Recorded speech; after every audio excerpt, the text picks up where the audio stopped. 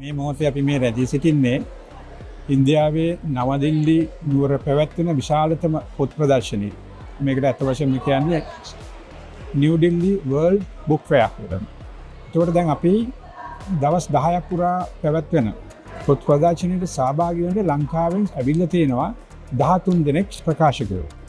ඒ අයට පුළුවන් වුණා මේ වෙනකොට විවිධ වැඩසටහන් වලට සහභාගී වෙන්න, පොත් තෝරා ගන්න. ඒ වගේම ඔබලාට දකින්න පුළුවන් දැන් මේ අපි රැඳිලා ඉන්න මේ ශ්‍රී ලංකාවේ අලෙවි කුටියේ. මේකේ අපි ලංකාවෙන් ගෙන ආපු පොත් ගොඩාක් ප්‍රදර්ශනය කරලා තියෙනවා.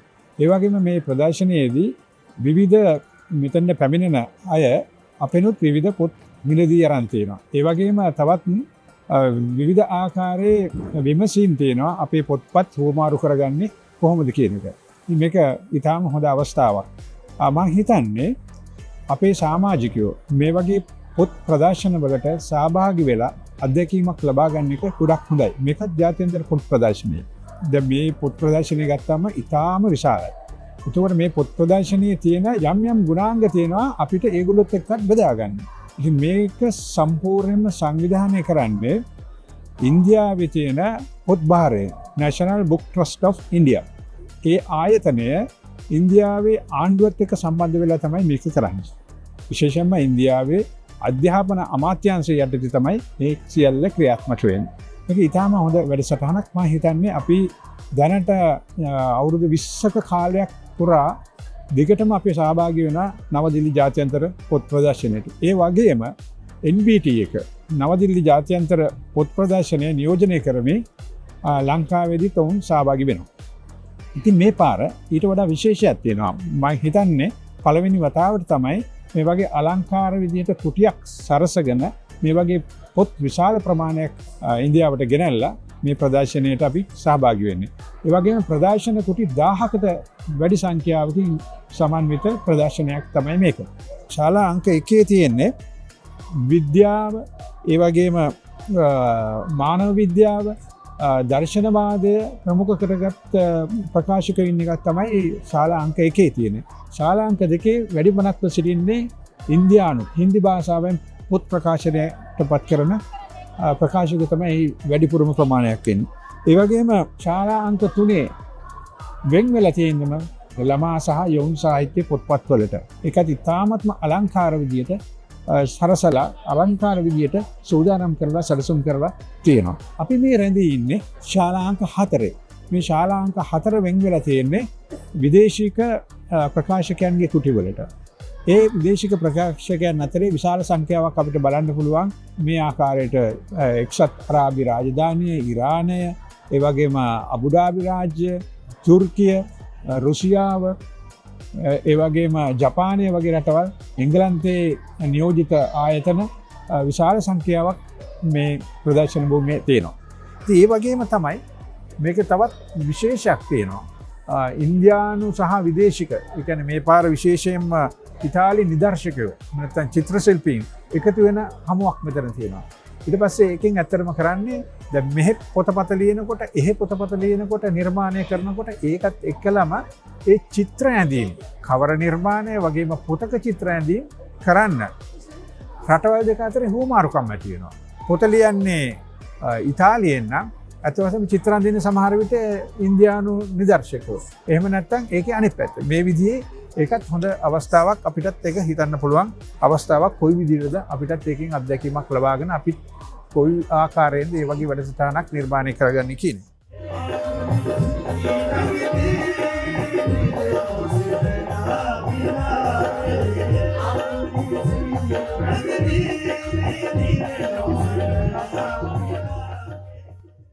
මේතරේ ඇත්තටම පොඩි වෙනසක් කරලා තියෙනවා. සත්කාරක රටක් අඳුනලා දීලා තියෙනවා. මේසරේ සෞදි අරාබිය තමයි සත්කාරක රට ලෙස මේසරේ ඇවිල්ලා තින්නේ.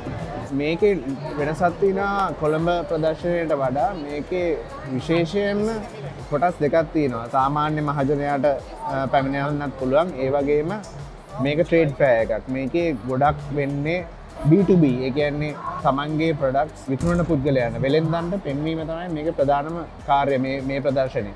ඉතින් ගොඩක් ස්ටෝල් වල තියෙන්නේ පොත් විකුණන්න නෙමෙයි, ඒගොල්ලෝ ඒක ඩිස්ප්ලේ කරලා තියෙනවා. අපිට ඇවිල්ලා බලලා ඒකෙන් අපිට ඕඩර්ස් දාන්න පුළුවන් අපිට පොත් ගෙන්න ගන්න කරන්න පුළුවන්. සාමාන්‍යයෙන් මිට ඉස්සෙල්ලා අවුරුදු වල නම් මේකේ පොඩි වෙනසක් තිබ්බා. මේකේ අන්තිම දවස් 4 විතරයි සාමාන්‍ය ජනතාවට එන්න පුළුවන් වුණේ. ඊට ඉස්සෙල්ලා මේක ට්‍රේඩ් ෆෙයාර් එකක් වගේ තිබ්බේ. මේ අවුරුද්දේ පොඩ්ඩක් වෙනස් කරලා තියෙනවා. මේ අවුරුද්දේ දිගටම සාමාන්‍ය ජනතාවට එන්න පුළුවන්. මේකේ විශේෂත්වය තමයි ඇත්තටම මේ දැන් බුක් ෂොප් සාවතෙන් බුක් ෂොප් වලට පෙන්නන මේක තමයි අපේ රේන්ජ් එක. මේක තමයි අපි ළඟ තියෙන පොත්. ඒ වගේ දේවල් පෙන්නලා ඒකෙන් අනිත් රටවල් වලට විකිණීම තමයි මේ ෆෙයාර් එකේ ප්‍රධාන අරමුණ. විශේෂයෙන්ම ශ්‍රී ලංකාව, නයිජීරියාව, මැලේසියාව, පිලිපීනය වගේ රටවල් වල වෙළඳුන් මේ ප්‍රදර්ශනයට ඇවිල්ලා මේගොල්ලොත් එක්ක සාකච්ඡා කරලා සමහරක් වෙලාවට රයිට්ස් ගන්නවා. සමහරක් වෙලාවට එඩිෂන්ස් ඒ කියන්නේ තමන්ගේ පොත මෙහ පින් කරලා ස්පෙෂල් එඩිෂන් එකක් විදිහට ඒ රටේ කරන්න වගේ දේවල් ඇති කරගන්නවා. ඉතින් ඒ වගේ වෙළඳ B2B වගේ දෙයක් කිරීම තමයි මේ ප්‍රදර්ශනයේ ප්‍රධාන අරමුණ.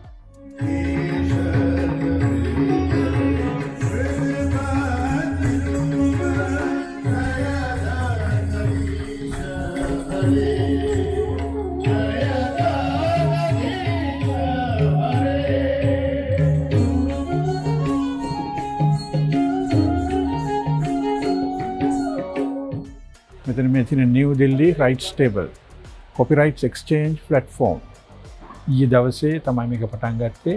අද දවසෙත් පවතිනවා. මෙතෙන්දී ඇත්තටම සිද්ධ වෙන්නේ අපේ තියෙන ප්‍රකාශන අයිතීන් අනිත් රටවල් වලට විකුණන්නත් ඒ වගේම අනිත් රටවල් වල ප්‍රකාශන අයිතීන් අපේ ප්‍රකාශකයන් ලබා ගන්නත් අවස්ථාවක් සලසන එක තමයි මෙතන කරන්නේ.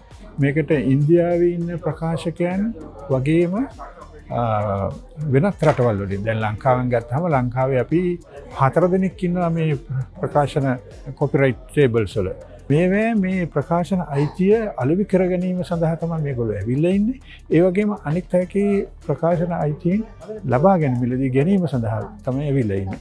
දැන් මෙහෙම ගත්තාම අපිට මේ විදිහටම ප්‍රකාශයටපත් කරන්න පුළුවන්. ඒ වගේම පරිවර්තනය කරලා ප්‍රකාශයටපත් කරන්න පුළුවන්.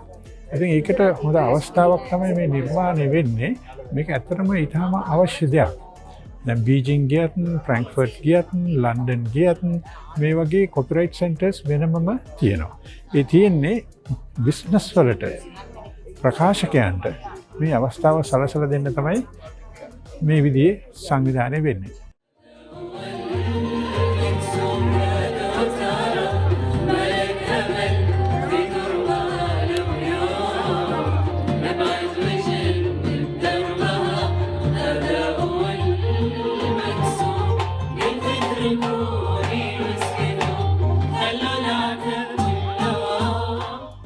විවිධ රටවලින් ඇවිල්ලා තිබුණා මේ කොපිරයිට් ටේබල් එකට. ලංකාවෙනුත් කීප දෙනෙක් සහභාගීත්වය තියෙනවා පබ්ලිෂර්ස්ලාගේ.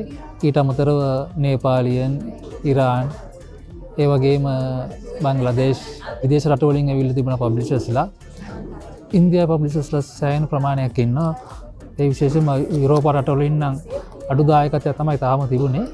ඉතින් මේක සාර්ථක ප්‍රොජෙක්ට් එකක් වෙයි කියලා බලාපොරොත්තු වෙනවා.